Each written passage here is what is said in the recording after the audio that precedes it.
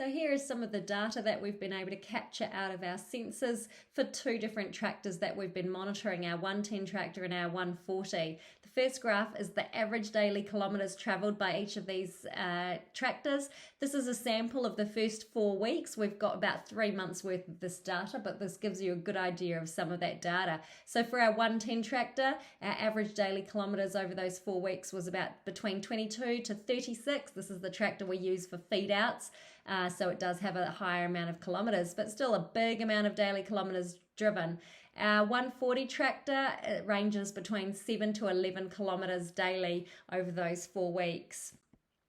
The next graph shows our engine hours versus our zero speed hours for each of these tractors. Zero speed hours is the idle hours. So our engine is running, but we're actually not doing anything with that tractor. So for our 110 tractor, the engine hours on average over the 4 weeks have ranged between 14 to 21, and our zero speed hours for that tractor have ranged between 3.4 to about 6.2.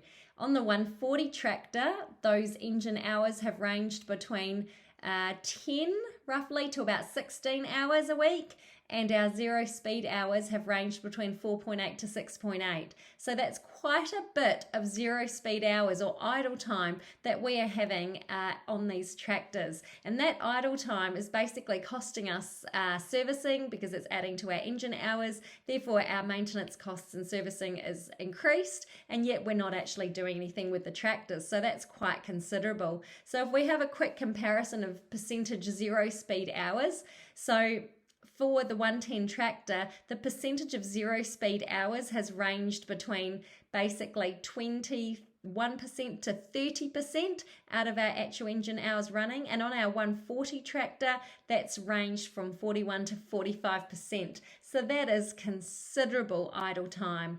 This is a final graph that just shows those numbers as a big average. So for our 110 tractor, our average zero speed or idle hours is 26%, and for our 140 it's 47%. Massive. This tells me that basically we're doing twice the amount of services that we need to be doing if we weren't sitting there and idle, or basically 30% more services and maintenance of our tractors. So that is a massive unnecessary cost that we do not want to be spending money on. So some real good food for thought. Have a look into it in your own tractors. Start to capture some of this data, and you might be surprised how many savings you can do. So that's what we'll be doing with our team now, is looking at this data over the 3 months of data and trying to work out, well, why is it that we're having these idle times? What can we do to start improving that tractor utilisation and reducing those costs?